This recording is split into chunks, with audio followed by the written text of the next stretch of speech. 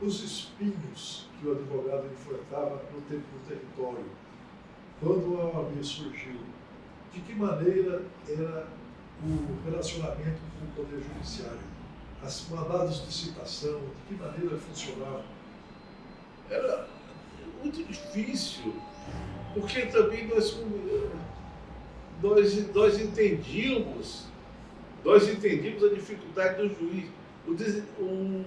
O juiz de Porto Velho, doutor Clemenceau, eu me lembro de uma coisa até, se contar hoje, é ridículo, é risível o que ele fazia. Tinha uma máquina, que eu me esqueço do nome da máquina, que ela imprimia. Mimeógrafo. Ele teve que usar mimeógrafo para poder prolatar sentenças, copiar, porque era tanta coisa que não dava mais. Então ele passou a mimeografar a sentença. O doutor Clemenceau. Era uma dificuldade enorme. Você não imagina ser juiz de Porto Velho com uma jurisdição em todo o estado de Rondônia, em toda Rondônia, menos Guajará-Mirim, que era a comarca. Só havia 2 comarcas, Porto Velho e Guajará-Mirim. O juiz de... Eram áreas de segurança, chamadas áreas de segurança nacional. Não era questão de área de segurança nacional, era o fato, era o começo. Era o começo. E só podia ser assim, começou assim. Aí o território começou a crescer. E não dava mais conta. Imagine a população de Porto Velho de hoje. O juiz de Porto Velho, que era o juiz da comarca de tudo, né? Expediu um mandado de citação para a Vilhena, para ser cumprido em Vilhena, para ser cumprido no interior de todo o estado. Reintegração de posses. Era conflitos agrários terríveis que havia. E o juiz sozinho para dar conta disso. Nós entendemos tudo isso. Mas nós tínhamos que cumprir o nosso dever. E nós cobrávamos. Nós não cobrávamos dele, mas nós cobrávamos principalmente do Tribunal de Justiça. Mas nós sabíamos que o Tribunal de Justiça do Distrito Federal não ia resolver a questão. A questão era o Estado. Mesmo assim, outra grande feito dessa pequena seccional, nós requerimos que fosse criado um Tribunal de Justiça, mesmo no tempo de território federal. E nós damos o exemplo que no Acre já tinha acontecido isso. Havia um tribunal, se eu não me recordo, a sede do tribunal do Acre era em Cruzeiro do Sul. Mas havia um Tribunal de Justiça. Mas o poder central, que era Brasília, que tudo dependia de nós, era uma autarquia, não dava atenção a nada. Finalmente, foi nomeado o governador Jorge Teixeira com a missão de criar um Estado de Rondônia. E o Teixeira dizia, eu vim aqui cumprir uma missão. E ele cumpriu essa missão. E foi criado o Estado de Rondônia. Veja o fato.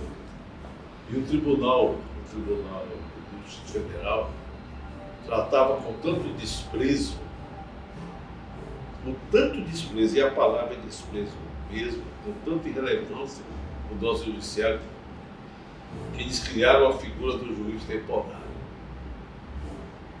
E viu para cá juízes temporários, quase todos, eu não vou dizer todos, mas quase todos, completamente desqualificados. Veio um para cá, que nós tínhamos até pena dele. Não tinha a menor noção do que era o direito, e veio para cá como juiz. Ainda fomos pesquisar o livro dele. Ele se formou em Direito e era síndico do prédio. Aí nomearam para cá. E não completamente desqualificado tecnicamente para ser juiz. E os processos circularam. E os processos. E ele não tinha competência de decidir, não. Ele não sabia direito. Um promotor, quando tinha, também tem a questão do Ministério Público. E não havia Ministério Público. Não havia defensor público. O juiz, nós advogados, nós fazíamos também, às vezes, defensores públicos. Eu fui nomeado diversas vezes defensor público. E sem as garantias constitucionais, sem as garantias de um defensor, de um defensor público. Então o juiz nomeia o advogado Francisco Aquilão de Paula para defender o réu tal pela fé do seu grau, ou para atuar como promotor. Nós éramos advogados, nós poderíamos ser eventualmente defensores públicos e nós poderíamos ser promotores também, porque a Constituição anterior permitia nomear pela fé do seu grau. Eu tenho um fato que ocorreu comigo. Eu fui nomeado promotor público para fazer a acusação em questão de tráfico.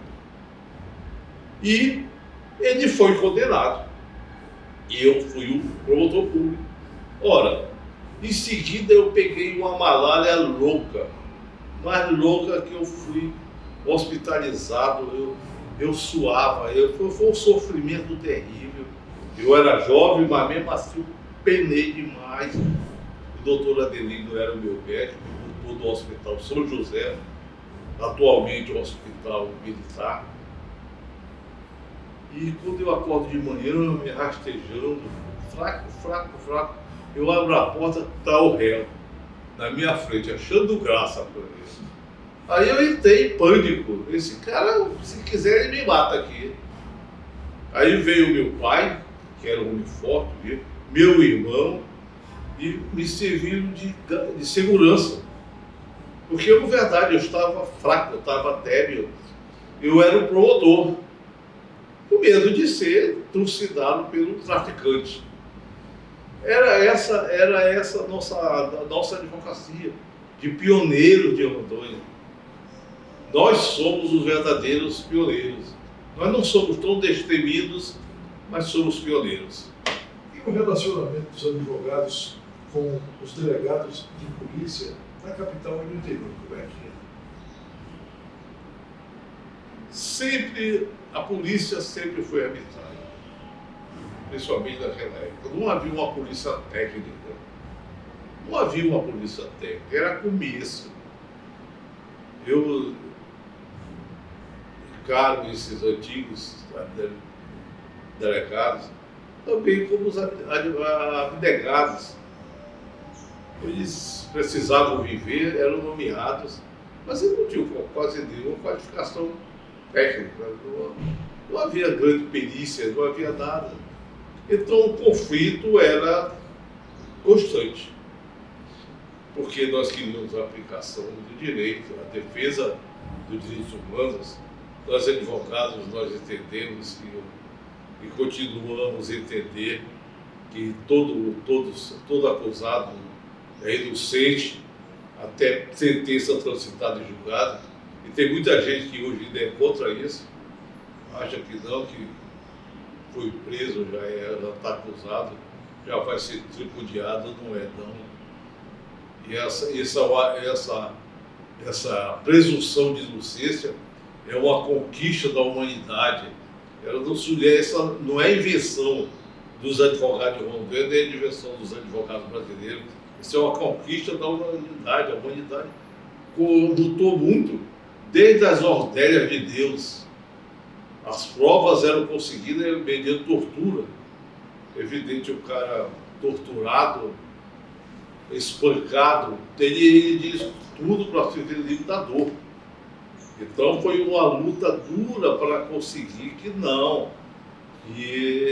faça que o Estado que o Estado se organize, que o Estado se prepare, que o Estado tenha competência para tratar o réu com humanidade, com respeito. E está na Constituição isso. Isso está na Constituição, está na lei. Não é nós queremos, o advogado quer. Não é que o advogado quer, é que está na Constituição, está na lei. É que a justiça quer. É isso aí, o conflito sempre hoje.